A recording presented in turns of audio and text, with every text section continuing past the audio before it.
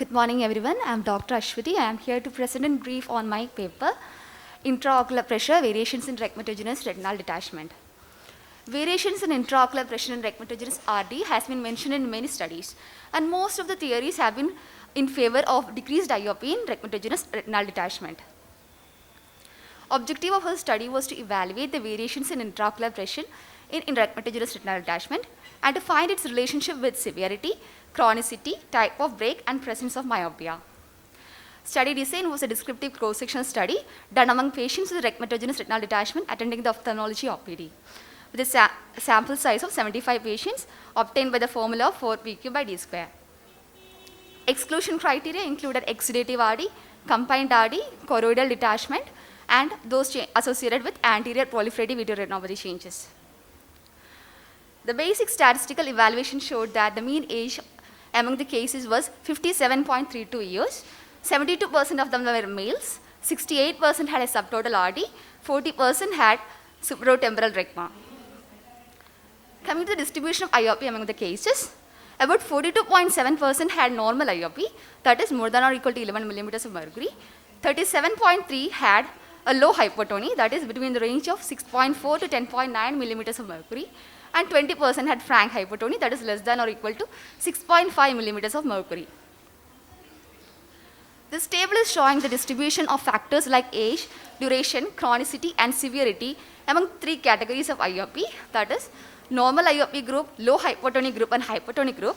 All this shows that IOP is decreasing with increase in age, duration, chronicity, and severity, but only statistically significant association was found in the subgroup of total rhegmatogenous retinal detachment with a p-value of 0.027. Even though most studies are in favor of low IOP in rhegmatogenous RD, in our case, in our study, we found about 42.7% had normal IOP with a mean value of 14.25 millimeters of mercury. This plot is showing that the IOP distribution as well as the median value is towards the lower range in case of total RD when compared to subtotal RD. It is towards the lower range in case of myopia more than 6 diopters when compared to other refractive errors. And it is towards the lower range in case of old RD when compared to fresh RD.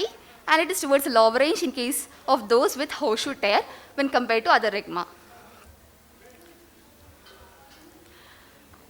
This scatter plot is showing the relationship between intraocular pressure and duration among the subgroups of chronicity and rhegma. In cases with fresh RD, we are seeing a relationship, that is, as duration is increasing, IOP is decreasing. That is, there is a negative correlation with a Pearson correlation coefficient of minus 0.291 with a significant p-value of 0.041. Similarly, among the subgroup of rhegma, those with the horseshoe tear also had a negative correlation with a Pearson correlation coefficient of minus 0.329 and a significant p-value of 0.01.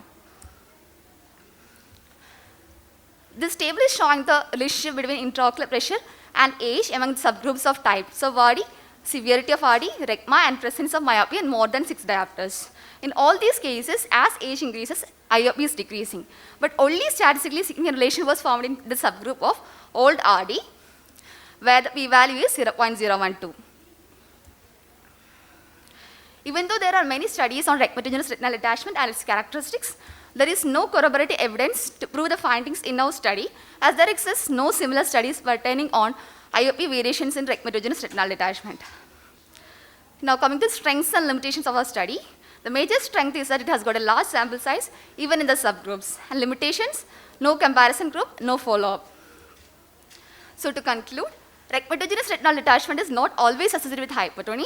If hypotony is present, it does not always correspond with the severity, duration, or type of breaks. So all these will point towards a multifactorial pathophysiology in IOP variations in rhegmatogenous retinal detachment. Thank you. How was the IOP checked? Ma'am, applanation Goldman applanation tonometry. And what is the duration of your study? Ma'am, we collected the cases in the last 1 year. Time, exact time. 2021, May to December, that range. And how did you define chronicity? Hello? Define chronicity. Define the chronicity. Chronicity depending upon the clinical features, madam, depending upon the presence of atrophic retina, any demarcation line or proliferative vitreoretinopathy changes. Thank you. Thank you. Thank you.